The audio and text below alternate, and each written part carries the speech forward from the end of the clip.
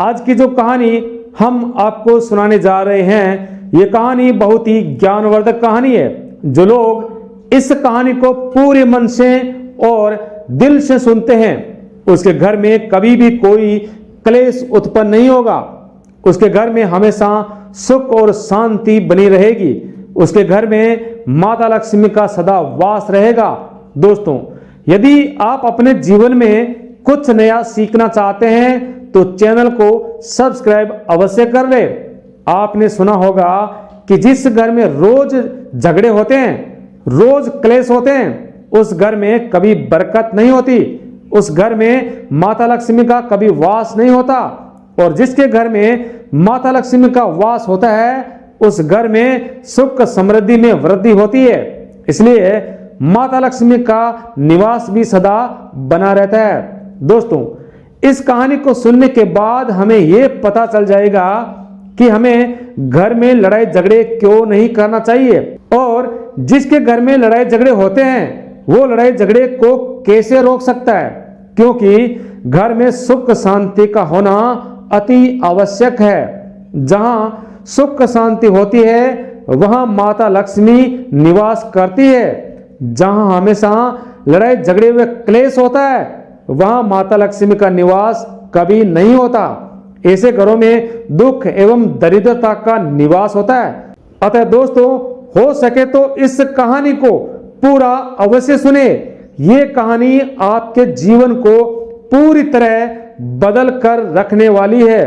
तो दोस्तों, शुरू करते हैं एक मोर और मोरनी की कहानी।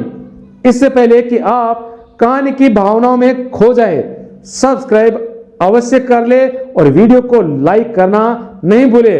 तो चलिए कहानी प्रारंभ करते हैं। दोस्तों, एक जंगल में एक मोर और मोरनी रहते थे, और उस मोर और मोरनी के अलावा उस जंगल में दूसरा कोई मोर मोरनी का जोड़ा नहीं रहता था।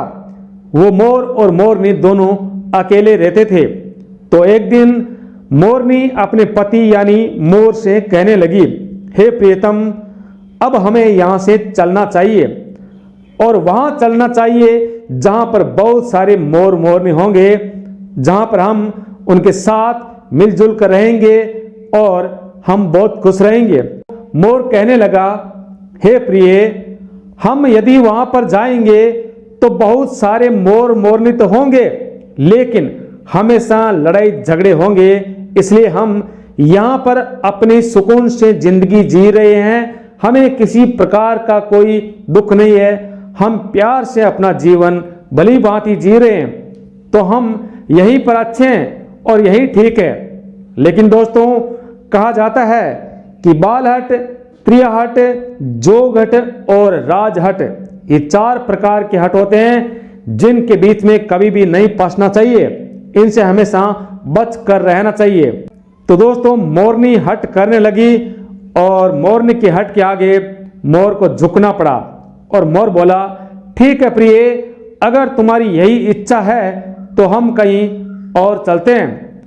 तो दोस्तों, मोर और मोरनी उस जंगल से निकल जाते हैं और एक नगर में पहुंच जाते हैं।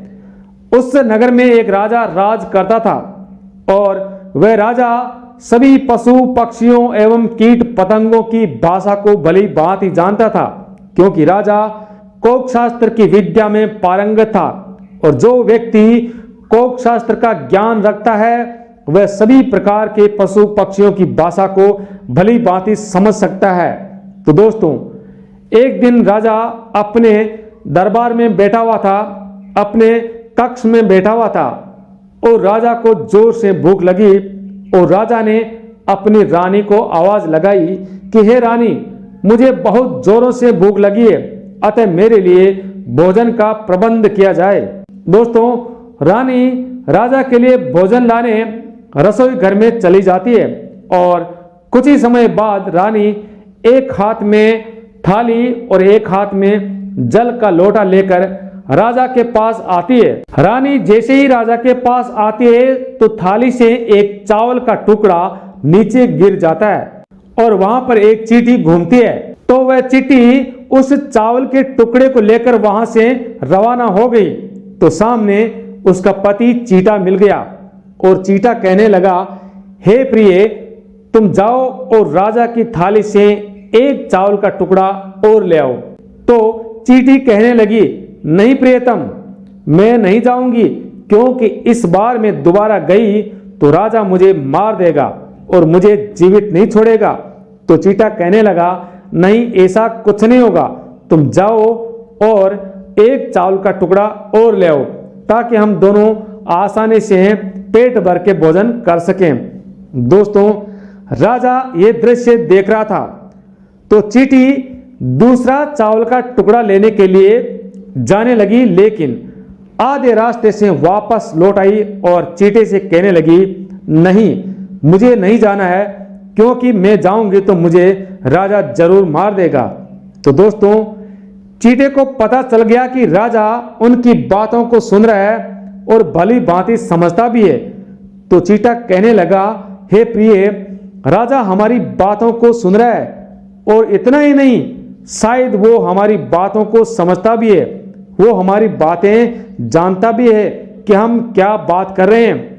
तो चींटी कहने लगी, हे प्रियतम, अगर ऐसी बात है तो राजा ने ये बात किसी को बताई तो वह तुरंत पत्थर का बन जाएगा।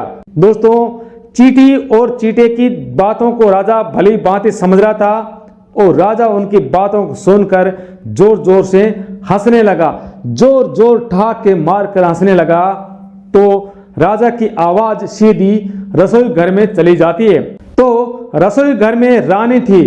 रानी को जैसे ही राजा की आवाज सुनी, राजा की हंसी सुनाई दी, तो वो रसोई से बाहर निकलकर देखती है कि राजा जोर जोर से ठहाके मार कर हंस रहा है। तो रानी ने सोचा कि शायद मुझसे कोई अपराध हुआ है, मुझसे खाना बनाने में कोई गलती हुई है, इसलिए राजा मुझ पर हंस रहा है। तो दोस्तों, रानी वहां पर आती है और राजा से पूछने लगती है कि हे प्रियतम, आप इस तरह क्यों हंस रहे हैं? तो राजा ने बोला, नहीं रानी, कोई खास बात नहीं है, यूं ही हंस रहा हूं। तो रानी बोली, कोई खास बात नहीं है, इसका मतलब बात तो जरूर है, शायद आप मुझ पर हंस रहे हैं। तो दोस्तों, राजा सोचने लगा कि अगर मैंने रानी से ये बात बता दी तो मैं पत्थर का हो जाऊंगा, क्योंकि चींटी ने चींटे से यही बोला था कि राजा अगर हमारी बात को किसी को बता देगा तो वह तुरंत पत्थर का हो जाएगा। तो रानी जिद करने लगी, नहीं स्वामी, मुझे बात बताना ही है। अगर आप मुझसे प्यार करते हो, अगर आप मुझसे सच्चा प्यार करते हो, तो मुझे बात बतानी है कि आप क्यों हंसे। तो दोस्तों, राजा अब धर्म संकट में फंस गया और सोचने लगा, यदि मैंने रानी को चींटे वाली बात बता दी तो मैं पत्थर का हो जाऊंगा, और यदि नहीं बताऊंगा तो रानी का विश्वास हमेशा के लिए मैं खो दूंगा। तो राजा बहुत चिंतित हो गया और सोचने लगा। तभी रानी बोली, स्वामी बताइए बात क्या है? तो राजा कहने लगा, मैं बात तो तुम्हें बता दूंगा, लेकिन यहाँ हमारे राज्य में नहीं, हम यहाँ से कहीं दूर चलते हैं, जंगल में, जहाँ तुम्हारे और हमारे अलावा कोई दूसरा नहीं होना चाहिए। तो रानी बोली, ठीक है स्वामी, आपकी जैसी इच्छा, जहां आप बोलोगे वहां चलेंगे, लेकिन बात तो आपको बतानी पड़ेगी। तो दोस्तों, राजा और रानी रथ पर सवार होकर एक जंगल की ओर निकल जाते हैं, और जंगल में जाते जाते वह घोर जंगल में प्रवेश कर जाते हैं, जहां राजा और रानी के अलावा कोई दूसरा प्राणी नजर नहीं आता। तो राजा ने उस जंगल में अपने रथ को रोक दिया और वहीं पर खड़े हो गए। तो रानी बोली, हे स्वामी, अब बताइए, हमारे अलावा यहाँ पर कोई नहीं है सुनने वाला, अब बताइए कि आप हमारे दरबार में बैठे बैठे क्यों हंसे थे? तो राजा बोला, देखो रानी, फिर से मैं तुम्हें समझाता हूँ कि ये बात नहीं पूछो तो अच्छा है। अगर मैंने आपको ये बात बता दी तो तुम जीवन भर रोओगी और हमेशा के लिए पछताना पड़ेगा। लेकिन दोस्तों, रानी बोली, नहीं, एक बात बताने का तो सवाल है, बस बात बोल दीजिए, पछताना क्या है, हम अपने दरबार में, हम अपने महल में वापस चलेंगे। दोस्तों, रानी जिद करने लगी तो राजा ने बात कहना शुरू कर दिया, और जैसे ही राजा ने आधी बात कही, राजा आधा पत्थर का हो चुका था। तो राजा बोला, रानी देखो मैं आधा पत्थर का हो चुका हूं। यदि मैंने पूरी बात तुमसे कह दी तो मैं पूरा पत्थर का यहां पर हो जाऊंगा। तो रानी बोली, स्वामी कोई बात नहीं, जल्दी जल्दी आप बता दीजिए, थोड़ी बात है, आप मुझे बता दीजिए, उसके बाद चलते हैं। दोस्तों, राजा ने चींटी और चींटे की पूरी बात रानी को बताई और राजा पूरा का पूरा पत्थर का बन गया। अब रानी राजा को हिलाने लगी तो राजा इतना भारी भरकम शरीर वाला, इतना भारी राजा जो पत्थर का बन गया, वो कैसे हिलेगा। तो रानी से टस से मस भी नहीं हुआ और रानी जोर जोर से जंगल में चिल्लाने लगी, परंतु रानी और राजा के अलावा वहां पर दूसरा कोई था भी नहीं। तो रानी जोर जोर से विलाप करने लगी, रोने लगी। लेकिन कहते हैं ना कि अब पछताए क्या होता है जब चिड़िया चुग गई खेत। जब कोई कार्य हो जाता है तो उसके बाद में उसको लेकर रोने से कुछ फायदा नहीं होता। तो दोस्तों, उसी समय उस जंगल में वो मोर और मोरनी का जोड़ा रहता था और मोरनी को रानी की रोने की आवाज सुनाई दी। रानी जोर जोर से विलाप कर रही थी तो मोरनी कहने लगी, हे प्रियतम, हमें वहां पर चलना चाहिए, कोई महिला वहां पर जोर जोर से रो रही है। तो मोर कहने लगा, हे प्रिय, हम वहां पर जाकर क्या करेंगे, भला हम मनुष्य की क्या सहायता कर सकते हैं। तो मोरनी कहने लगी, हे प्रियतम, हम सहायता तो नहीं कर सकते, परंतु उसे दिलासा तो दे सकते हैं, हम उसे सांत्वना तो दे सकते हैं। तो मोर और मोरनी उस पत्थर बने राजा के पास चले जाते हैं और वहां पर रानी जोर जोर से विलाप करती है। तो मोरनी रानी से कहने लगी, हे रानी साहिबा, अब रोने से क्या होगा, जो होना है वो तो हो गया, आखिर होने को कौन टाल सकता है। अब इस तरह रोने से कुछ नहीं होगा, थोड़ा धीरज रखिए, अपने आप को संभालिए। इस तरह से दोस्तों मोरनी रानी को दिलासा देने लगी। लेकिन दोस्तों, मोरनी के मुख से निकल गया कि हे रानी, आखिर ये सब हुआ कैसे और राजा पत्थर के कैसे बन गए। तो रानी ये सब बात उस मोर और मोरनी को बताने लगी। जैसे ही रानी ने ये बात मोर और मोरनी को बताई तो वह भी पूरी की पूरी पत्थर की हो गई। दोस्तों, अब मोर और मोरनी दोनों चिंतित हो गए और मोरनी कहने लगी, हे प्रियतम, यदि ये बात हमने भी किसी को बताई तो शायद हम दोनों भी पत्थर के हो जाएंगे। ये तो बहुत बड़ी दिक्कत हो गई, ये तो बहुत बड़ी समस्या खड़ी हो गई, हमारा जीवन अब संकट में आ गया है। हे पतिदेव, हमें अब क्या करना चाहिए। तो मोर कहने लगा, हे प्रिय, मैंने तुम्हें पहले ही बहुत बोला था कि उस जंगल में ही हम खुश हैं, लेकिन तुमने मेरी बात नहीं मानी, ये सब तुम्हारी जिद की वजह से होता है। तो मोर ने कहने लगी, हे प्रियतम, अब जो हो गया सो हो गया, लेकिन अब करे क्या। यदि भूल से भी हमारे मुंह से ये बात निकल गई तो हम भी पत्थर के जरूर बन जाएंगे।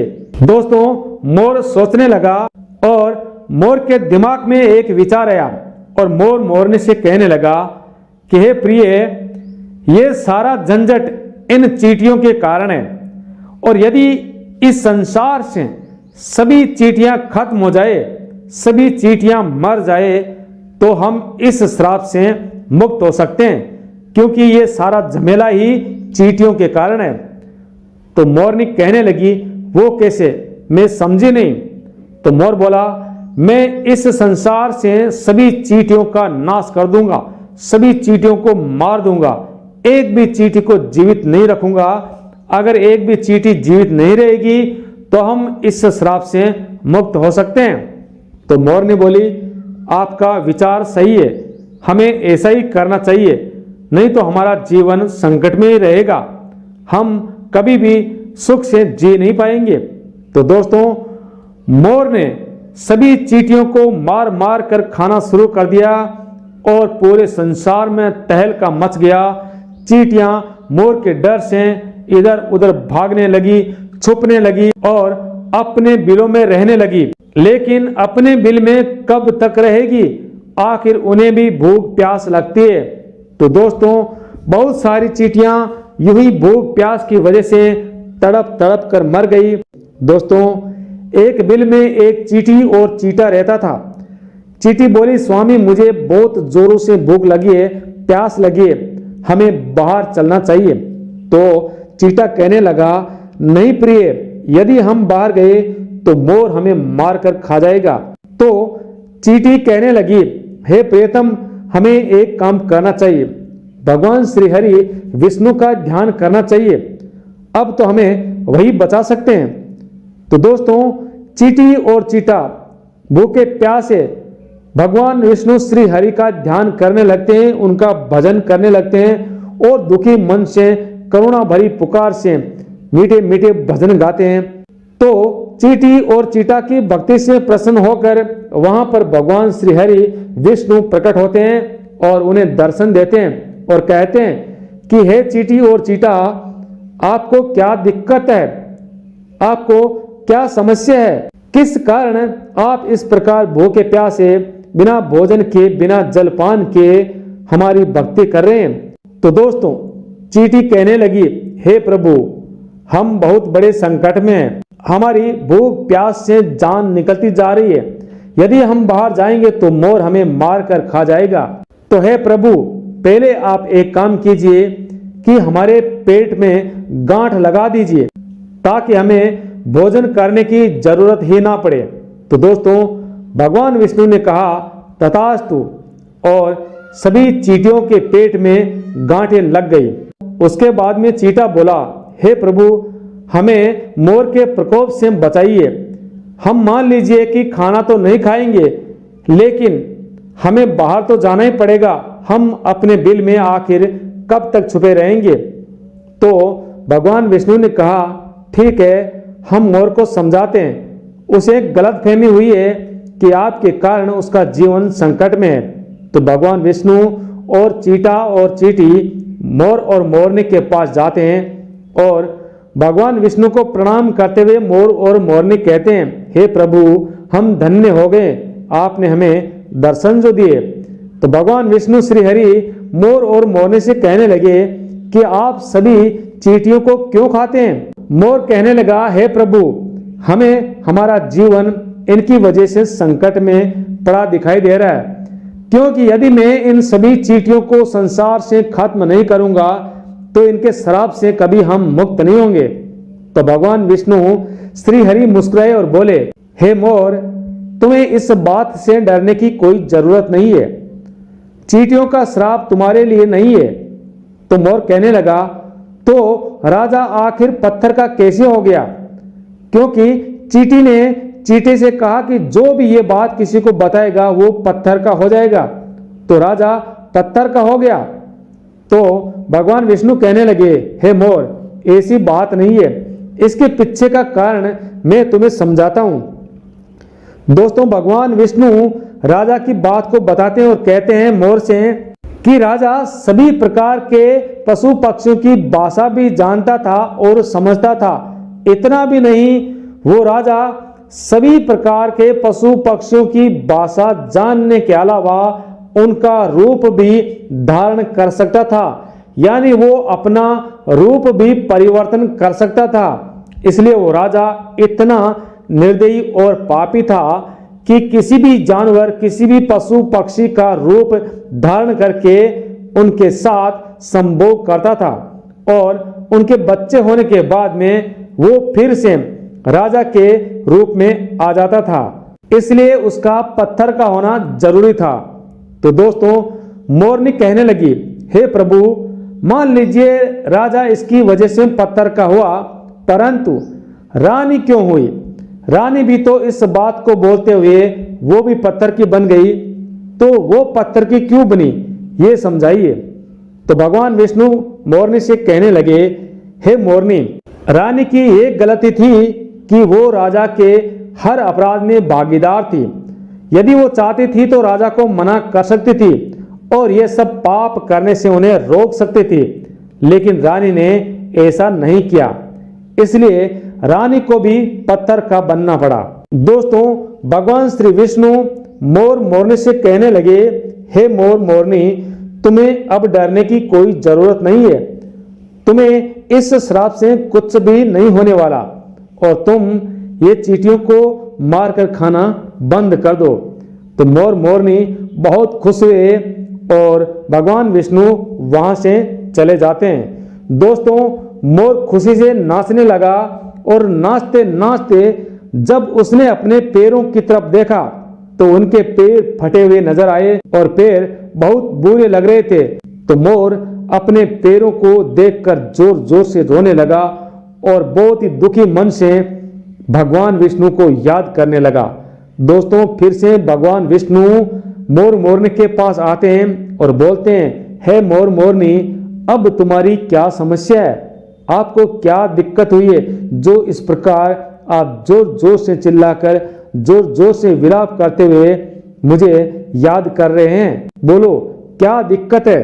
प्रिय मित्रों, मोर भगवान विष्णु से कहने लगा, हे प्रभु, मैं सुंदर हूं, मैं बहुत ज्यादा सुंदर हूं। आपने मुझे इतना सुंदर बनाया कि संसार के सभी पक्षियों से मैं सुंदर हूं।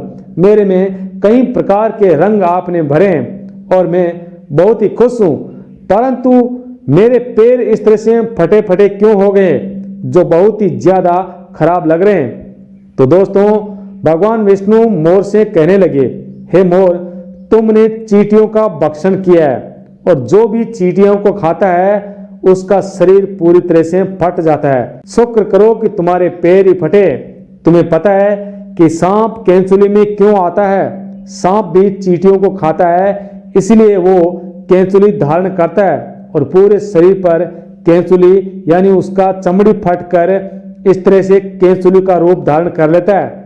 तो जो भी जीव चींटियां खाता है उसका शरीर इस तरह से, उसके पैर इस तरह से फटकर बुरे हो जाते हैं। तो दोस्तों, भगवान विष्णु ने इस तरह मोर मोरनी को समझाया, यदि मनुष्य भी चींटियों को खाता है तो उसके शरीर के अंदर दाने के समान फोड़े हो जाते हैं, अल्सर हो जाता है, इसलिए चींटियों को मारकर कभी नहीं खाना चाहिए। दोस्तों, भगवान विष्णु मोर और मोरनी की भक्ति से अति प्रसन्न हुए और भगवान विष्णु ने मोर को वचन दिया कि हे मोर, द्वापर युग में मेरा श्री कृष्ण के रूप में अवतार होगा और मैं तुम्हारे पंख को अपने मुकुट में धारण करके रखूंगा। और ये वचन देकर भगवान विष्णु वहां से चले गए, अंतर्ध्यान हो गए और मोरनी भगवान विष्णु के दर्शन कर कृतार्थ हो गए। दोस्तों, ये कहानी आपको कैसी लगी? अगर अच्छी लगे तो सभी के साथ शेयर जरूर करना। जय श्री कृष्णा, राधे राधे।